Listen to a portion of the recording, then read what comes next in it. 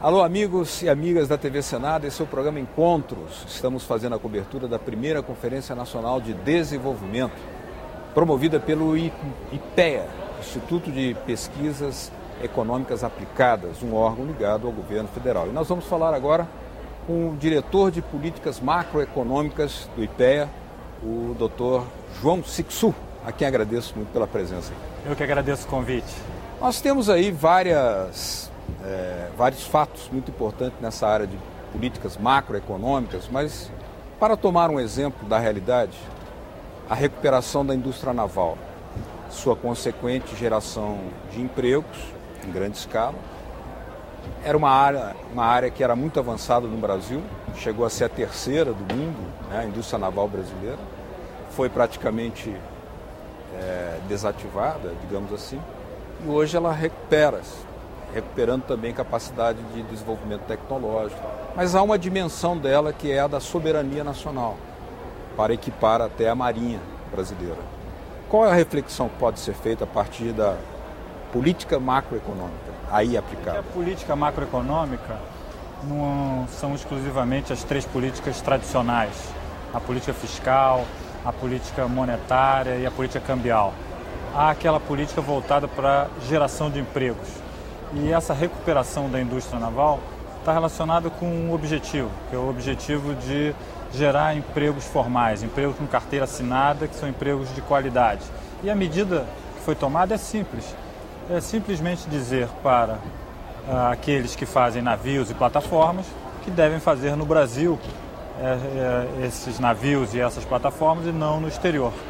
E isso, obviamente, que traz uma demanda para a economia de mão de obra qualificada muito elevada, reconstrói a indústria naval brasileira, que está trabalhando a pleno vapor, está contratada já pelos próximos 5 anos, e traz a outra dimensão, que é essa que você mencionou, que é a dimensão da pesquisa nesta área.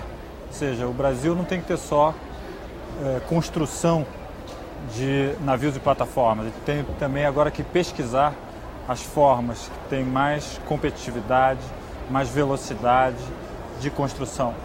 E isso traz ciência e tecnologia para o Brasil.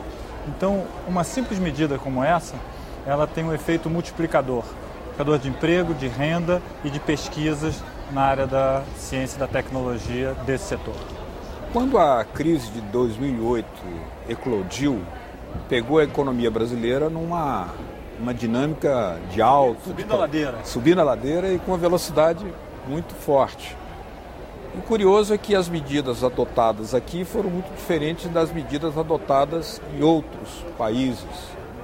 Aqui, de certa forma, resistiu-se à crise, mas, curiosamente, países do chamado primeiro mundo, a quem se tinha como exemplos, ainda não resolveram suas crises e ela continua acontecendo, se desdobrando lá como se vê na Grécia, na Irlanda, em Portugal, talvez na Espanha, como se fala, e mesmo nos Estados Unidos. Que comentários isso permite fazer? É que nós fizemos aqui uma política claramente chamada de keynesiana, uma política contracíclica, ou seja, uma política de expansão no momento de dificuldade.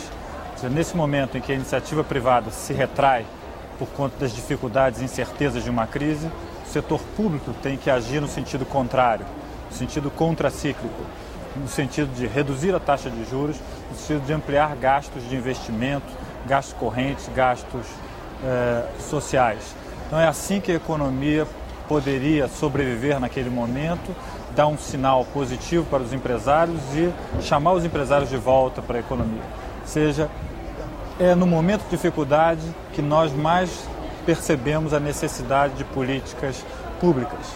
E políticas nesse sentido, política contra o movimento legítimo do setor privado, de trabalhadores e de empresários, que trabalhadores querem poupar e, portanto, não gastam, temendo o desemprego. Empresários fazem o mesmo, reduzem seus gastos de investimento e também buscam ali se defender de um futuro incerto. O que o governo tem que fazer é transformar esse futuro num futuro certo, um futuro de crescimento. E o governo o fez. O governo fez políticas expansionistas. Na Europa, os governos são muito tímidos e fizeram gastos limitados e reduziram a taxa de juros a zero num país que está tropeçando.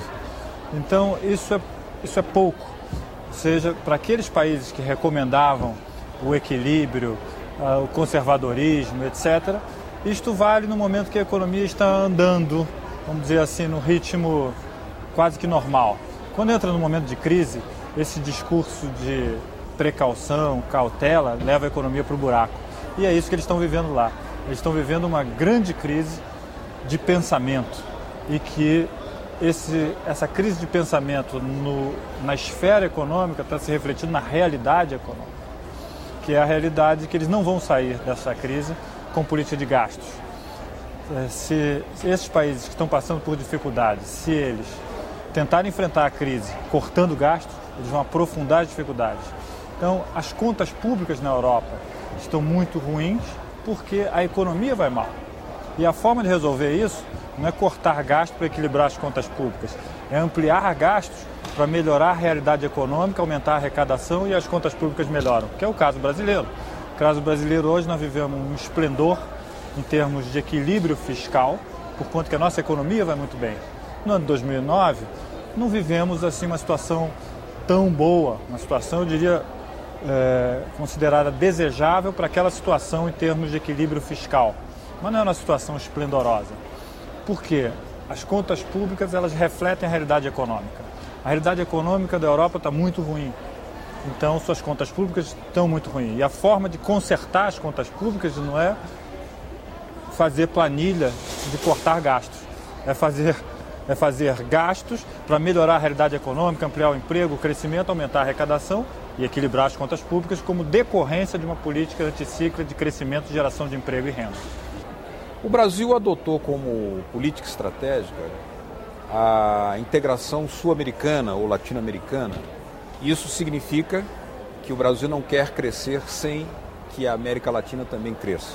Isso significa que o Brasil está fazendo investimentos lá, empresas brasileiras estão se instalando na Venezuela, no Peru, na Bolívia, na Argentina. E isso significa que o IPEA também está se instalando na Venezuela, na Argentina, assim como está espalhando seus escritórios também pelo território brasileiro, mas chega também à África, a Angola. Qual é a lógica dessa política de expansão do IPEA para acompanhar, de certa forma, essa política estratégica brasileira?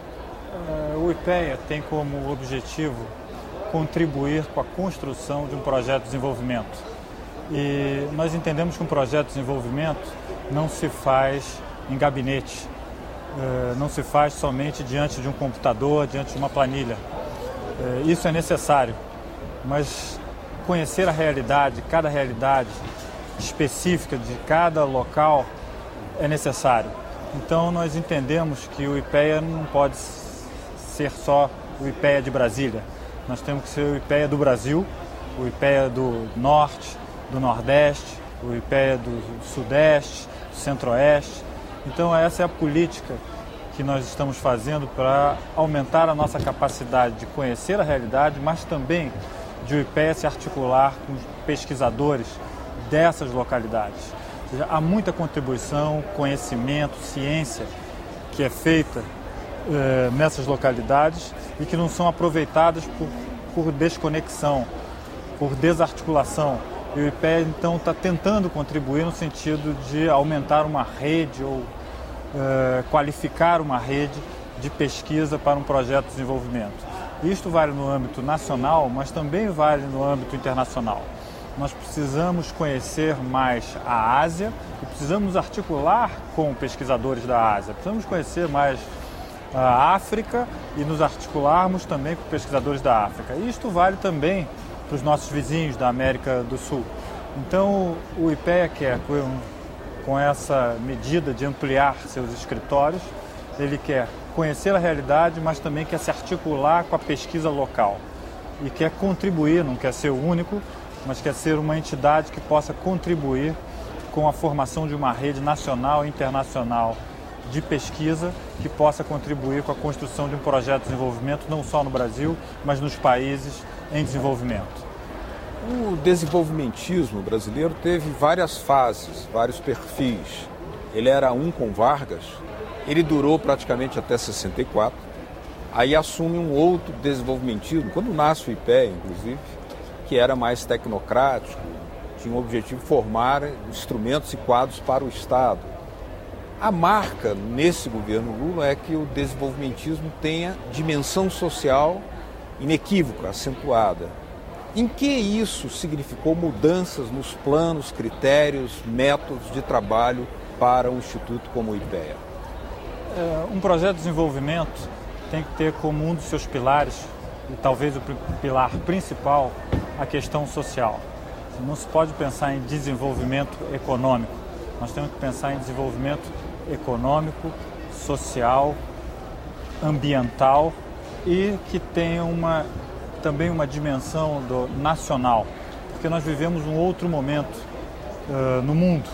Ou seja, o mundo hoje está mais integrado, tanto do ponto de vista financeiro, quanto do ponto de vista produtivo e ainda mais do ponto de vista das comunicações. Então o mundo é outro. Então é nesse mundo que é o planeta que nós estamos inseridos, é que nós temos que transitar.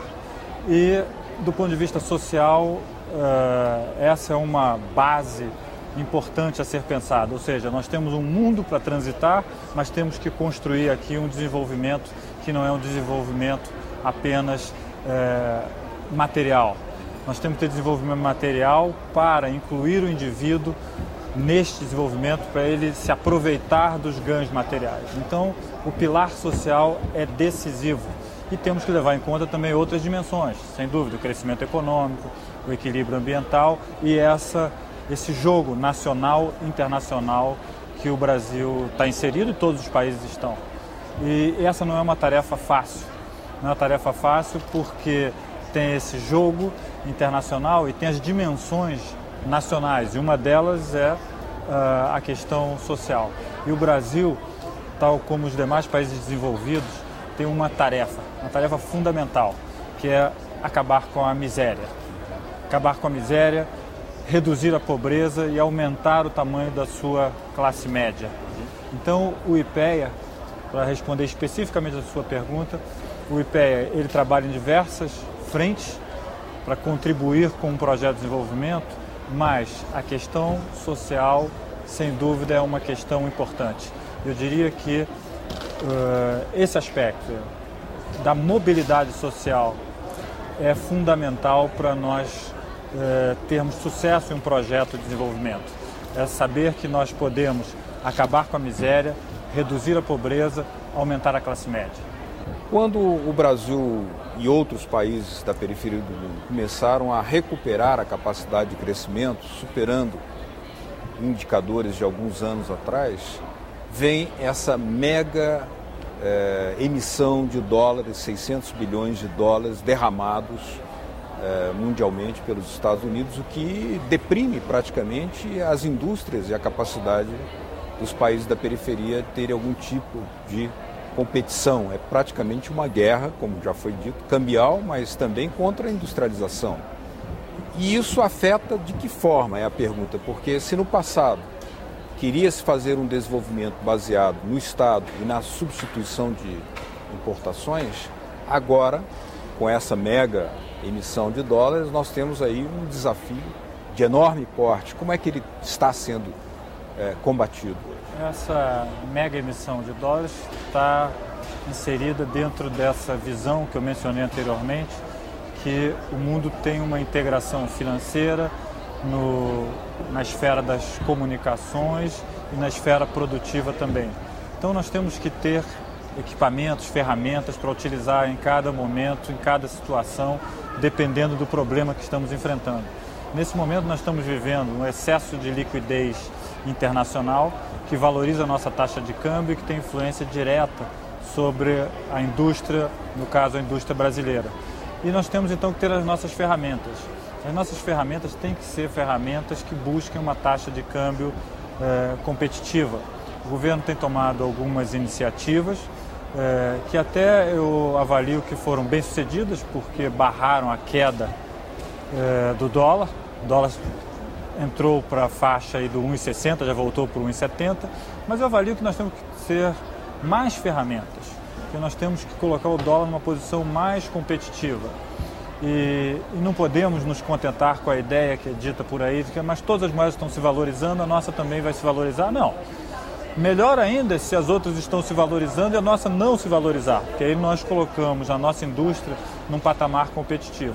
Então, avalio que as medidas que estão sendo tomadas pelo governo no sentido de colocar imposto sobre a entrada de capitais é uma medida adequada e é uma medida surpreendente para muitos, porque há 6, 8, 10 anos atrás era um pecado colocar imposto sobre a entrada de capitais, ou seja, se confundia a liberdade do movimento de capitais com a liberdade democrática, seja se as pessoas podem ir e vir, os capitais também.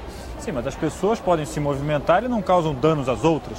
Os capitais, quando se movimentam, eles causam danos aos empregos, à geração de renda. Então, nós temos que saber exatamente isso. Quando um determinado movimento específico, ele causa dano a toda a sociedade ou não. A liberdade do indivíduo, a liberdade de movimento do cidadão, ele traz para toda a sociedade benefício. O movimento dos capitais traz para toda a sociedade, eu não diria benefícios, mas traz algo que pode ser considerado assim não positivo. Muito bem. Queria agradecer aqui a presença do Dr. João Sixu, que é diretor da área de políticas macroeconômicas do IPEA. Muito obrigado pela sua presença. Muito obrigado pelo convite. Obrigado a vocês de casa que nos acompanharam. É o programa Encontros, diretamente da primeira Conferência Nacional de Desenvolvimento, promovida pelo IPEA. Continue com a nossa programação. Até lá.